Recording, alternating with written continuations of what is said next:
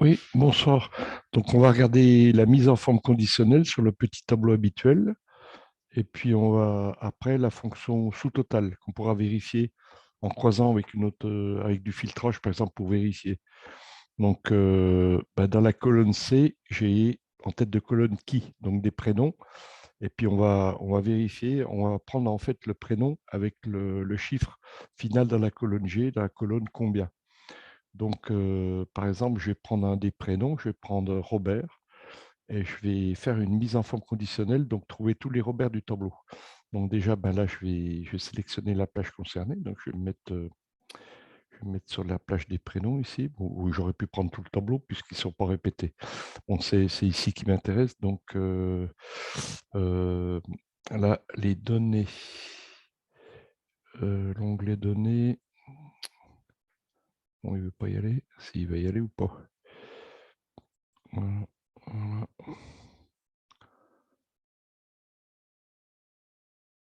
Voilà, je me remets en plein écran. Donc, on va aller sur mise en forme conditionnelle. On va aller sur règles de mise en surbrillance. Donc, on va surbriller Robert, tous les Robert. Donc, on va prendre l'option égale à. Là, la couleur, ça sera. On pourrait personnaliser la rouge clair. Bon, on va laisser comme ça. En fait, on va prendre deux prénoms. On va faire Robert. Donc, la couleur qui est proposée, la première, c'est ici. Vous voyez, il la propose avant même que je valide. Donc, je valide. Puis si on voulait surbriller, on va sélectionner, on va retourner en accueil, l'onglet accueil, mise en forme, et puis on va reprendre, donc règle de surbrillance, égale à. Puis là, avant de sélectionner même, on va choisir la couleur qui va être en format personnalisé ici. On va prendre du vert, par exemple, le vert, voilà, ici. Et puis là, on va prendre le prénom. On se remet dans la fenêtre du prénom. On va reprendre Paul, par exemple. Voilà, il nous le propose en vert. On touche entrée du clavier et voilà. Donc ça suffit, on en a deux sur lesquels on va faire un fonction sous totale. Bon, là, on va se mettre dessous sous le tableau parce qu'après, si on se met, alors le problème, si on se met ici à la hauteur du tableau, ça va gêner après quand on va vérifier au niveau du filtrage. Il vaut mieux se mettre dessous. Bon, on a de la place dessous dans le cas présent. On va se mettre par exemple ici, là, égal. Donc on va faire un sous-total de la colonne combien sur le prénom Paul, le premier du haut, par exemple, on va faire égal sous. Donc, il nous le propose, double-clic, ça ouvre la parenthèse, et là, il y a des options. Les options, il y a même une liste d'options. Bon, on ne va pas trop développer là. On voit qu'il y a somme. Là, on va prendre le sous-total en option somme. On pourrait prendre en ND le nombre de cellules, ND val, valeur max, valeur min, etc. Là, je fais un double-clic sur 9. Donc, et puis le séparateur, donc ça va être le point virgule. Et puis là, donc le doigt gauche sur le point virgule, donc des pôles, il y en a 6. Donc ça sera vite fait, il ne faut pas en louper parce que là, c'est en manuel. On a donc la première valeur de la colonne combien en face de pôle, on le clique à la souris. Ici, on tape le point virgule avec le doigt gauche. On reclique ici, point virgule.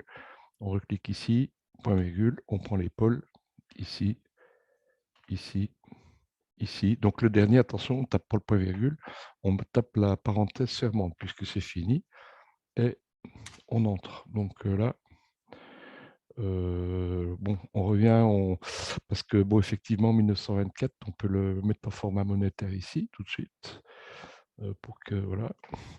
Et donc maintenant, on valide, on est en dessous. On peut taper Paul à côté pour se rappeler que c'est Paul. Ici en dessous, tout de suite, on va mettre Robert. Et puis, dans la cellule à droite, là, on va faire pareil pour Robert. On va se mettre ici. Donc, on développe la fonction sous-totale égale sous, double-clic ici, option 9, double-clic sur 9, point virgule, on reprend le point virgule et on reprend les chiffres de la colonne combien pour Robert. Ici, point virgule, ici, ici, pardon, ici, point virgule, le dernier. Bon, j'espère que j'ai oublié, j'en ai pas oublié. Bon, je vais le voir, on vérifiera après, hein.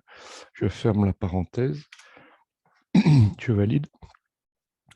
On peut s'amuser avec l'outil pinceau, par exemple, reproduire et puis appliquer en euros ici. Voilà, on a les chiffres de Paul et de Robert en bas. Donc, on peut faire un filtrage éventuellement pour vérifier. Donc, on va, pour filtrer tout le tableau, par exemple, et puis prendre les deux prénoms en filtrage, Paul et Robert, on sélectionne la ligne A, les en-têtes de colonne. On va aller sur Données. On va prendre l'outil Filtrer. Donc, ça nous met les poignées. On prend la petite poignée en face du prénom. On obtient tous les prénoms ici. Donc, on désélectionne tout. Le premier, ben, on prend Paul. Donc, il va nous filtrer Paul. Il va nous filtrer Paul. Et ben là, alors attention, parce que là, on est sur un tableau filtré. Donc, comment on va faire pour vérifier le chiffre de Paul? Logiquement, on se met ici. C'est là qu'il faut mettre une fonction. On peut essayer la fonction sigma en reprenant l'onglet accueil, la fonction somme ici, somme automatique. Il nous propose un sous-total. Sous-total 9 en option et G2, G28. Si je fais ça, bon, ça sera pas bon, je pense, ça sera pas bon. Si, là, ici, G2, G28, oui, puisqu'il a filtré un sous-total de G2, G28 sur Paul.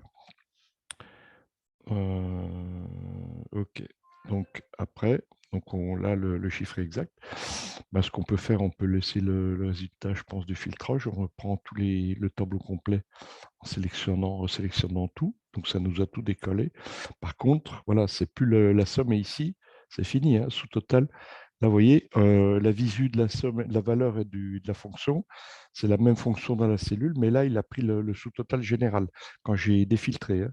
Enfin, entre parenthèses, défiltré, c'est pas trop français, donc là, je supprime ça. Et bon, on avait vu que le chiffre de Paul, par exemple, on a vérifié qu'il était bon. On va faire pareil pour Robert en prenant le filtrage, la poignée. Donc ici, on sélectionne Robert. Voilà. Et puis Robert, ben, on va faire pareil. On se met en dessous. On va reprendre un sigma. Bon, il nous propose pareil. Ben, quand on va valider, on va voir ce que ça donne. Et puis, effectivement, c'est le même chiffre. Bon, si je défais l'action puis que je prenne, par exemple, je pourrais faire un truc comme ça. Je pourrais sélectionner la plage, faire un clic droit, copier, me mettre à côté et puis faire un clic droit collage spécial avec les...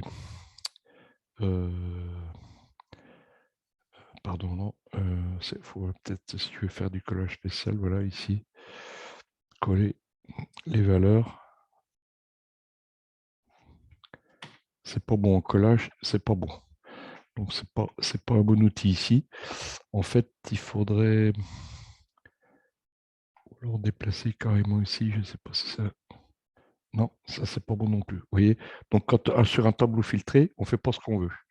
Donc, et puis là, en fait, il nous a simplement le fait de déplacer, là, de reprendre Robert, on n'a plus la valeur de Paul. Donc là, ça, sans objet, vous voyez, on peut supprimer ici. Voilà, donc ça vous montre un exemple de filtrage sur le tableau. Bon, là, je reprends le tableau. Bon, ou alors, si j'avais fait si j'étais revenu en action inverse, là, je raffiche Paul, il y a 0, mais en fait, si je refiltrais après avoir tout affiché, j'affiche tout, ou alors j'aurais pu filtrer directement sur Paul, je désélectionne, je refiltre sur Paul, je valide, et là, il me remet le bon chiffre de Paul, que je pourrais vérifier ici, vous vous rappelez, je m'étais mis ici, et là, je fais un sigma sous total, j'ai 2 G28, voilà, j'ai la même somme qu'ici, que là. Voilà, bonne soirée à vous.